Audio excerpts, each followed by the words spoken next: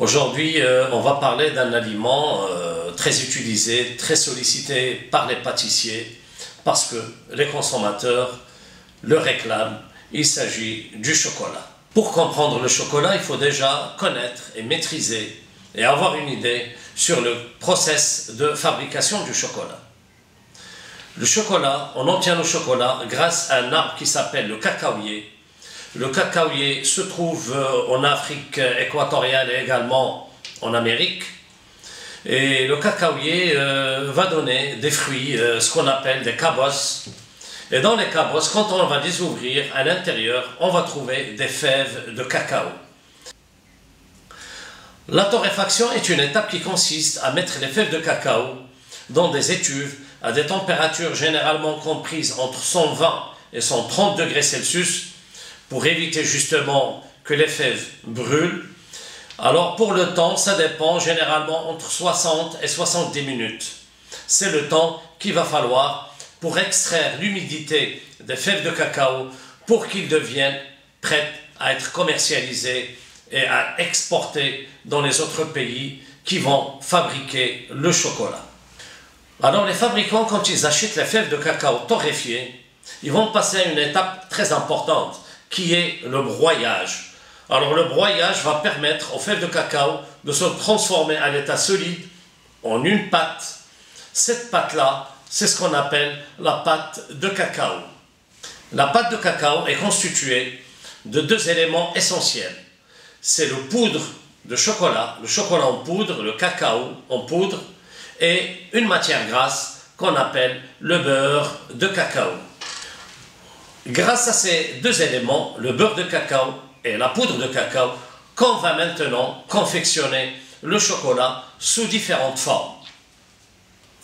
Il existe le chocolat noir, ou ce qu'on appelle les couvertures noires. Alors le chocolat noir, c'est un mélange de poudre de cacao, de beurre de cacao, plus des sucres. Et ces trois composantes qui vont donner la naissance du chocolat qu'on commercialise, qu'on cuisine aujourd'hui et qu'on travaille dans les laboratoires de pâtisserie. Alors la teneur en poudre de cacao, c'est elle qui va donner l'amertume du chocolat. Plus le pourcentage est élevé, par exemple, chocolat couverture à 70, à 75, à 90%, et bien plus le pourcentage est élevé en poudre de cacao, plus la couverture sera amère, mieux la qualité et mieux seront les préparations à base de ce chocolat-là. Le deuxième chocolat commercialisé, ce sont les couvertures lactées ou les couvertures au lait. C'est le même principe que le chocolat noir, sauf qu'on va diminuer un peu de la quantité de la poudre de cacao et on va rajouter du lait en poudre pour donner cette coloration beige qui tend vers le marron clair du chocolat. Selon les préparations, le pâtissier va sélectionner, va choisir soit d'utiliser la couverture lactée ou d'utiliser la couverture noire. La couverture blanche, automatiquement dans la préparation, il n'y a pas de poudre de cacao. C'est uniquement le beurre de cacao, plus le sucre, plus le lait comme mélange pour obtenir les couvertures blanches qui sont commercialisées. Attention, il va falloir faire très attention au niveau de l'achat de votre chocolat. Dans la lecture du chocolat, il y a sur le marché des sucres chocolatés, des enrobages. Le sucre chocolaté et les enrobages, ce sont des préparations qui ressemblent au chocolat, mais dont les éléments principaux, qui est la matière grasse, qui est le corps gras, qui est le beurre de cacao, sera remplacé dans les sucres chocolatés et dans les enrobages par des huiles et des matières grasses d'origine végétale.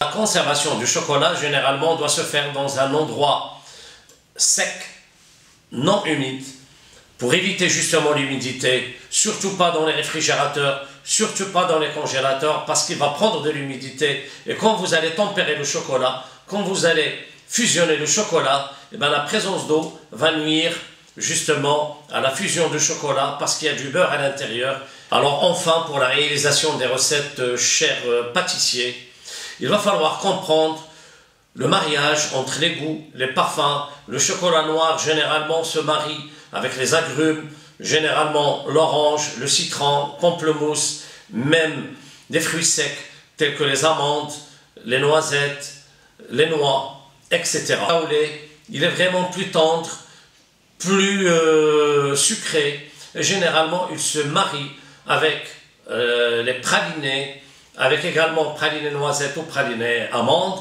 Il se marie également avec quelques arômes tels que les pistaches. Donc une bonne maîtrise des recettes et une bonne maîtrise, une bonne connaissance des chocolats, des variétés de chocolat vont vous permettre d'exercer votre métier dans les meilleures conditions, dans les meilleurs délais.